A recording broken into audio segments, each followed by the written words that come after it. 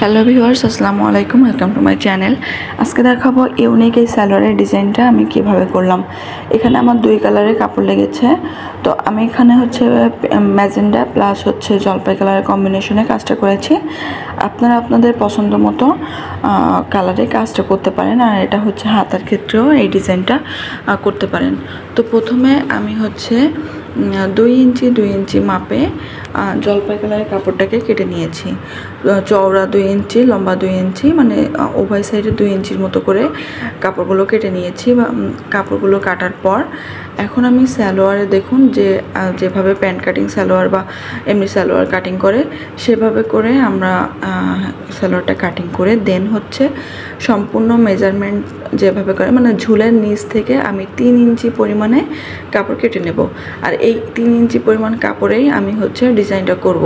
এজন্য আপনারা সালোয়ারের যতটুকু ঝোল, আপনাদের যদি 40 ইঞ্চি ঝোল থাকে তাহলে 35 ইঞ্চি নেবেন। 35 ইঞ্চি নেওয়ার সেখান থেকে 3 ইঞ্চি পরিমাণ কাট করে দেন ডিজাইনটা করবেন। তো আমি দুইটা পার্ট সেমভাবে কেটে নিয়েছি। এখন আমি যে টুকরা কাপড়গুলো কেটে নিয়েছিলাম সেই টুকরা কাপড়গুলো ভাঁজ করে দেন একটার পর একটা সেলাই করে নেব। তো স্ক্রিনে দেখুন দেখাচ্ছি আমি কিভাবে ভাঁজটা করেছি। প্রথমে কোনাকুনিভাবে ভাঁজ করেছি, পরবর্তীতে আরেক কোনাকুনিভাবে ভাঁজ করে নিয়েছি। আমি স্ক্রিনে দেখিয়ে দিচ্ছি, আমার মেন ভিডিওতে দেখানোর কথা মনে ছিল না, এজন্য আমি এভাবে দেখিয়ে দিলাম। তো সবগুলো সেমভাবে আমি সেলাই করে নিয়েছি।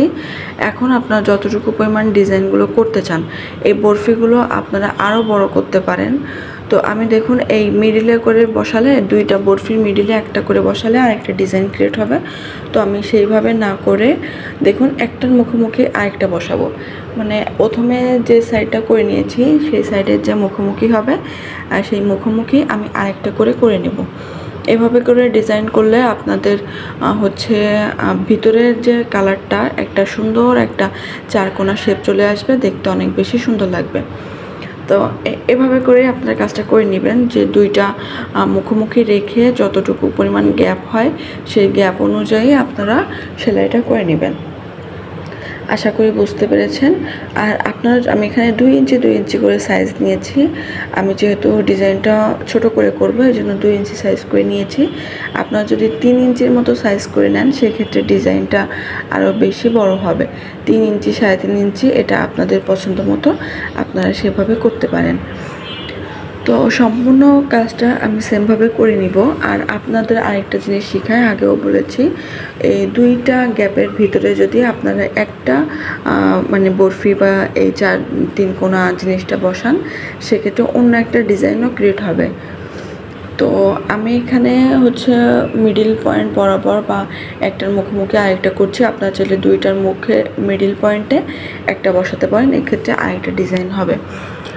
তো দুইটা পাশে আমি সেমভাবে করে নেওয়ার পর এখন আমি এর উপর থেকে একটা সেলাই করে নিচ্ছি যাতে করে আমার ডিজাইনটা বেশি ভালো হয়। আর দুই পাশের সালোয়ারের সাইডটা আমি সেমভাবে করে নিলাম। এরপর আমি নিচ থেকে দেখুন 5.5 ইঞ্চির মতো একটা কাপড় নিয়ে নিয়েছি। 5.5 ইঞ্চি পরিমাণ থাকবে, আমি 6 ইঞ্চি কাপড় নিয়েছি। আমার নিচের দিকে একটা সেলাই যাবে। তো উপর দিকে ডিজাইনটার উপরে বসানোর জন্য আমি সেলাইটা করে নিব। এই সেলাইটা না দিলেও হবে, কিন্তু আমি সেলাইটা করে নিচ্ছি।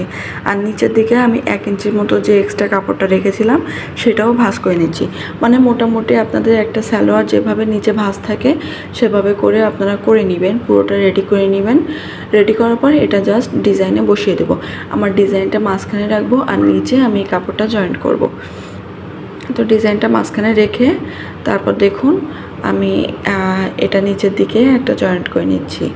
তো প্রথমে যে ভাঁজটা করে নিয়েছিলাম চিকন করে 1/2 ইঞ্চির মতো, সেই ভাঁজের উপরে ডিজাইনের কাপড়টাকেও সোজা সাইডে রেখেছি আর এই এক্সট্রা কাপড়টাকেও সোজা সাইডে রেখে দেন একটা সেলাই করে নিলাম। এরপর আমি নিচ থেকে আরেকটা সেলাই করে নিব। আর পরবর্তী সাইডেও আমি দেখুন যে আমার যে মেন সালোয়ার, সেই মেন সালোয়ারটাকেও আমি 1/2 ইঞ্চির মতো সেলাই করে নিয়ে দেন এই ডিজাইনের উপরে আবারও বসিয়ে নিচ্ছি।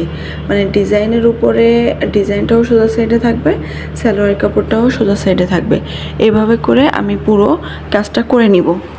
তো আপনাদের যতটুকু পরিমাণ ঝোল দরকার ততটুকু পরিমাণ ঝোল নিয়ে দেন কাজটা করবেন। তাহলে হচ্ছে ডিজাইনটা বেশি সুন্দর আসবে।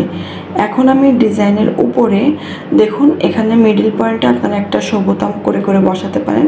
তো এখানে শোবোতাম করলে অনেকগুলো শোবোতাম লাগবে, যেটা খুবই অপচয় মনে হলো আমার কাছে। এজন্য আমি জাস্ট জলপাই কালারের সুতা দিয়ে এখানে সেলাই করে নিচ্ছি।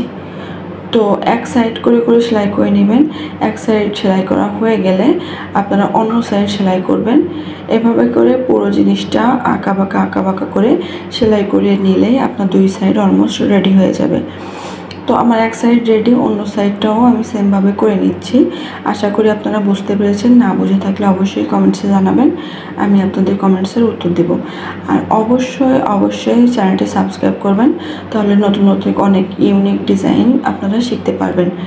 এরপর আমার সালোয়ারটা রেডি হয়ে গেল। এখন আমি সালোয়ারের কাপড়টাকে দুই ভাঁজে ভাঁজ করে দেন 7.5 ইঞ্চি পরিমাণ আমার মোহরি রেখেছি। সেই 7.5 ইঞ্চি পরিমাণ মোহরি নিয়ে তারপর হচ্ছে সেলাই করে নেবেন। 7 ইঞ্চি 7.5 ইঞ্চি আপনারা যতটুকু পরিমাণ পারেন ততটুকু সেলাই করে মানে ততটুকু পরিমাণ রেখে দেন হচ্ছে পুরো সালোয়ারটা সেলাই করে নেবেন।